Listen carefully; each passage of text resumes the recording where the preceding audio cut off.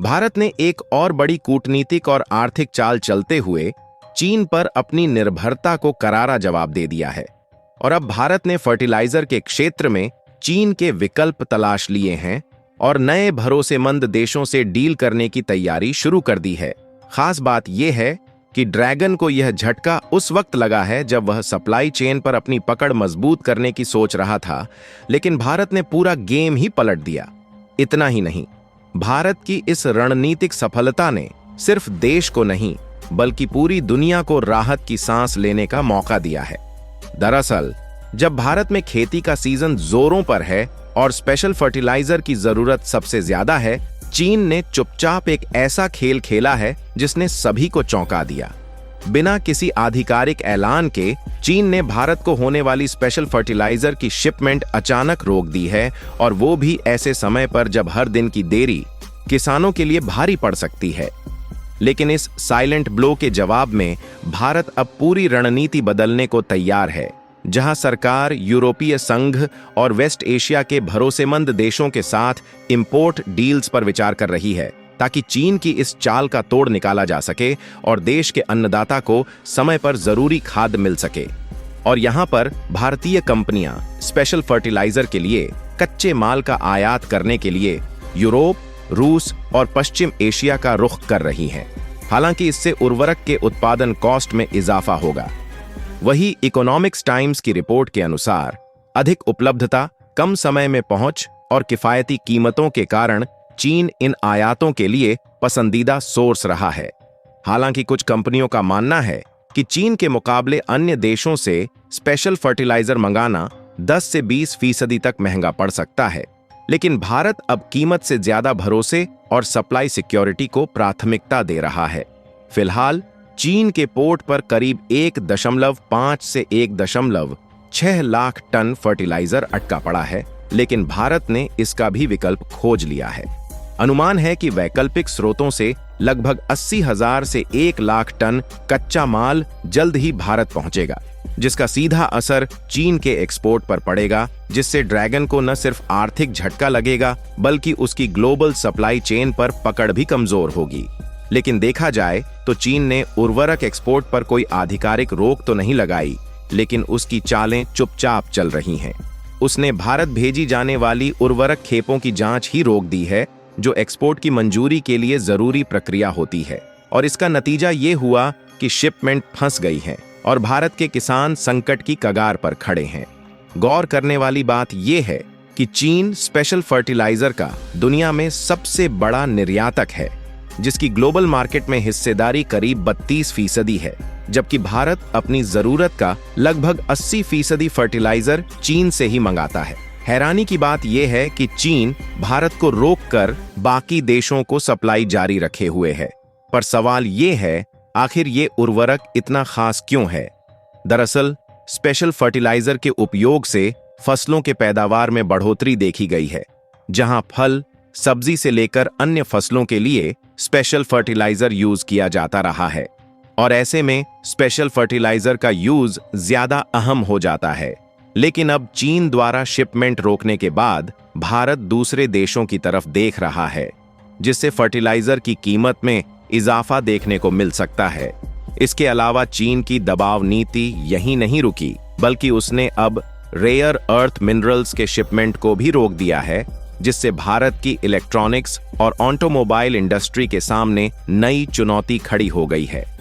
ये वही मिनरल्स हैं जो मोबाइल से लेकर इलेक्ट्रिक वाहनों तक हर आधुनिक टेक्नोलॉजी की रीढ़ माने जाते हैं। देखा जाए तो चीन इस बाजार का 90% हिस्सा नियंत्रित करता है, और अब वही भारत को एक साइलेंट झटका देने की कोशिश में है। हालांकि भारत भी हाथ पर हाथ रखकर बैठा नहीं है, और उसने ऑस्ट्रेलिया जैसे भरोसेमंद सहयोगियों से बातचीत तेज कर दी है ताकि रेयर अर्थ मिनरल्स की आपूर्ति सुरक्षित की जा सके और चीन की इस मोनोपोली पर करारा प्रहार हो सके। लेकिन हाल ही में आई एक खबर ने दुनिया भर को चौंका दिया है। दरअसल पेट्रोलियम और प्राकृतिक गैस मंत्री हरदीप सिंह पुरी ने एक बड़ा खुलासा करते हुए कहा कि भारत की रूस से कच्चे तेल की खरीद ने सिर्फ देश की ही नहीं बल्कि पूरी दुनिया की ऊर्जा अर्थव्यवस्था को संभालने में अहम भूमिका निभाई है। वियना में मीडिया से बातचीत के दौरान पुरी ने कहा कि अगर भारत ने रूस से तेल खरीदना बंद कर दिया होता तो आज अंतर्राष्ट्रीय बाजार में कच्चे तेल की कीमतें 120 से 130 डॉलर प्रति बैरल तक पहुंच जातीं, जो हर देश के लिए एक बड़ा आर्थिक झटका होता। इसके अलावा उन्होंने यह भी बताया कि रूस प्रतिदिन 90 लाख बैरल से ज्यादा तेल का उत्पादन करता है, जिससे वह दुनिया का सबसे बड़ा तेल उत्पादक देश बन चुका है। और अगर आपको नहीं पता तो बता दूं, वैश्विक तेल आपूर्ति फिलहाल करीब 97 लाख बैरल प्रतिदिन है, और अगर इसमें से रूस के 90 लाख बैरल अचानक बाजार से हट जाते तो हालात भयावह हो सकते थे। ऐसे में पेट्रोलियम मंत्री हरदीप सिंह पुरी ने चेतावनी दी कि ऐसी स्थिति में दुनिया को अपनी खपत में 10% से ज्यादा की कटौती करनी पड़ती, जो व्यवहारिक रूप से असंभव है। आप सोचकर देखिए, अगर अचानक वैश्विक सप्लाई का 10% तेल गायब हो जाए तो क्या हाल होगा। हर देश तेल के लिए एक दूसरे से होड़ करता और कीमतें 120 से 130 डॉलर प्रति बैरल तक पहुंच जाती। यानी भारत ने रूस से तेल खरीद जारी रखकर सिर्फ अपने लिए नहीं, बल्कि पूरी दुनिया के लिए कीमतों को स्थिर रखने में एक अहम शॉक एब्जॉर्बर की भूमिका निभाई है। लेकिन देखा जाए तो रूस यूक्रेन युद्ध के बाद भले ही अमेरिका और पश्चिमी देशों ने रूस पर कई कड़े प्रतिबंध लगाए हों, लेकिन रूसी तेल पर कोई वैश्विक प्रतिबंध नहीं था, केवल एक प्राइस कैप तय की गई थी। इस संदर्भ में केंद्रीय मंत्री हरदीप सिंह पुरी ने 2 टूक कहा। रूसी तेल पर कोई अंतर्राष्ट्रीय रोक नहीं थी। भारत ने सस्ते दामों पर तेल खरीदकर न सिर्फ अपनी जरूरतें पूरी कीं, बल्कि वैश्विक बाजारों को स्थिर रखने में भी बड़ी भूमिका निभाई है। इसके अलावा हरदीप सिंह पुरी ने एक और बड़ी उपलब्धि की ओर ध्यान दिलाते हुए बताया कि भारत आज 33 करोड़ परिवारों को दुनिया की सबसे सस्ती और स्वच्छ रसोई गैस उपलब्ध करा रहा है। जहां प्रधानमंत्री उज्ज्वला योजना के तहत 10.3 करोड़ जरूरतमंद परिवारों को महज 0.4 डॉलर प्रति किलो यानी सिर्फ 7 से 8 सेंट प्रतिदिन की दर पर एलपीजी मिल रही है। और यह सिर्फ एक सरकारी योजना नहीं, बल्कि करोड़ों घरों की रसोई में इज्जत, सेहत और सहूलियत लाने वाला एक क्रांतिकारी कदम है। और देखा जाए तो भारत, जो दुनिया का तीसरा सबसे बड़ा ऊर्जा उपभोक्ता देश है, अपनी कुल तेल की 80% और प्राकृतिक गैस की 50% जरूरतें विदेशों से आयात करता है। हर रोज देश में 54 लाख बैरल तेल की खपत होती है, जो उसकी ऊर्जा सुरक्षा की बड़ी चुनौती है।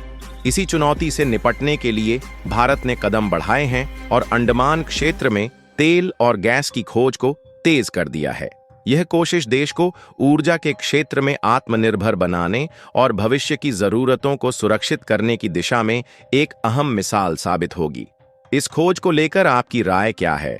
नीचे कमेंट बॉक्स में जरूर बताइएगा और इस वीडियो को लाइक करके अपने दोस्तों के साथ भी शेयर करें, ताकि उन्हें भी यह महत्वपूर्ण जानकारी मिल सके। और इसी तरह और भी नई इंफॉर्मेटिव वीडियो पाने के लिए चैनल को सब्सक्राइब अवश्य करें। जय हिंद, जय भारत।